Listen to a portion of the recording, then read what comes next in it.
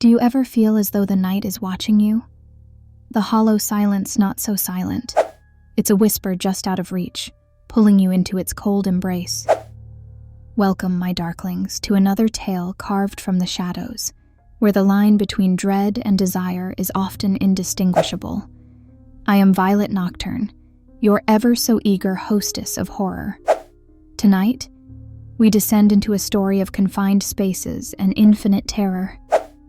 This is The Crevice. Allie Thomas, a university senior known for her dazzling, promising future, seems, at first glance, like the apex of calm intelligence. Captain of the rock climbing club, she thrives on challenges others dare not attempt. But confidence becomes a trap when obsession seeps in. It started last spring with a whisper, a rumor about an unmapped cave on the outskirts of town, hidden deep in a private reserve. Only a handful spoke of it, almost in hushed reverence. The place wasn't even on geological surveys, dubbed urban legend by cynics and charged with the weight of forbidden allure. How could Allie resist? Saturdays were usually reserved for casual climbs with her friends, but this time, Allie declined their invitations. Instead, she grabbed a flashlight, her favorite pair of sturdy boots, and a climbing harness. The trail leading to the rumored cave plunged deep into forgotten woods. She pushed forward as the shadows stretched, and then she saw it. Unassuming, innocuous, until she stepped closer. No path led to it. No markings on her surroundings hinted that anyone had been here at all. Yet there it was, the crevice. The opening was narrow, but long, a dark mouth breathing cool, fetid air.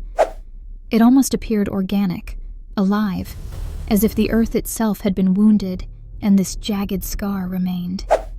Rationality screamed to stop, but curiosity gnawed louder. "It's just a cave," she muttered under her breath, words of comfort for no one but herself. Adjusting her headlamp, she ducked inside. The descent started innocently enough. The space opened a little, enough for a human to twist through. Allie's boots brushed damp limestone, the air putrid and strangely warm. The beam from her light toyed with shadows that danced just out of reach. Each step deeper was accompanied by an escalating unease, a subtle hum building within the silence, as if the cave itself was whispering into her soul. 100 yards in, she found markings carved into the walls. At first, Allie assumed they were ancient petroglyphs, but their shapes resembled nothing familiar. Swirls and jagged edges, thin lines spiraled into incomprehensible designs. Touching their edges with her fingertips, a fleeting sensation struck, like holding ice wrapped in fire. Something shifted. Footsteps? No. Impossible. She turned sharply, holding her breath as the silence suffocated her. Retreat crossed her mind in fleeting panic. But no. She wasn't the type to scare so easily. "It's the echo," she whispered, trying to validate the illusion. Pushing further into the maw of stone, she found the chamber. The beams from her weak light barely scraped the ceiling, revealing a circular room carved unevenly over millennia. A single stalactite hung like a dagger over an impossibly deep pool at the chamber's center, its surface undisturbed, but somehow menacing. Allie bent to inspect something glimmering near the water's edge. A golden locket, caked in ages-old grime, but unmistakably recent compared to its surroundings. Before she could reach for it, a voice severed the fragile silence. "You shouldn't have come here." She jumped back, swinging her light in every direction. No one was there. "Who's there? This isn't funny!" But something whispered low, almost caressing her eardrum, words she couldn't understand, but burrowed straight into her subconscious, planting seeds of unease.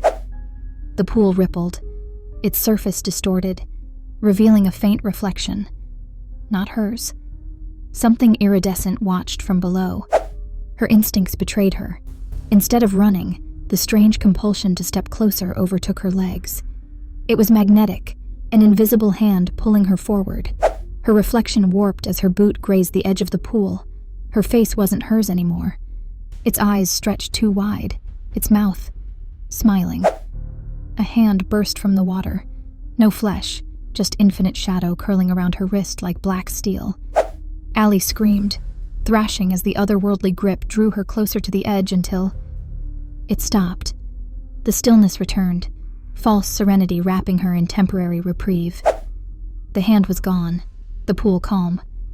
Heart racing, she scrambled back to her feet, fumbling over the uneven surface. Then Allie's rational mind returned. She had to leave, immediately. She spun around, thankful for the guide marks on the walls that led her here, her fingers brushing the cold stone like a lifeline. But something was wrong. The path narrowed. The same opening she squeezed through earlier was gone, replaced instead by endless walls of jagged, wet limestone that folded closer and closer, as if hungry. Panic set ablaze throughout her chest. Was she lost? Was this space shifting, alive in its own nightmarish rebellion? A metallic clang behind her. She dared to look.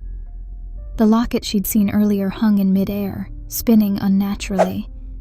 Its gold exterior was pristine now, untouched by time. Against all logic, words whispered again. Closer. Just take it and go. Her instincts screamed no, but those whispers, oh, they seduced her fears into compliance. Before Allie could reason, her fingers closed around the chain. Darkness fell. Complete. Her headlamp sputtered as the whispers crescendoed into maddening laughter, mocking her, enveloping her. Time stretched thin. Allie's screams dissolved among their chorus. Her story echoes on the town's missing persons list. The university hangs her graduation photo, a haunting testament alongside the others who dared explore where shadow reigned supreme. And the Crevice waits, eternally hungry. So, my dark ones, perhaps curiosity is no treasure. Glimpses of hidden, forbidden truths come at a terrible price. But then again, isn't it delicious to wonder? Until next week, sleep sweet, if you can.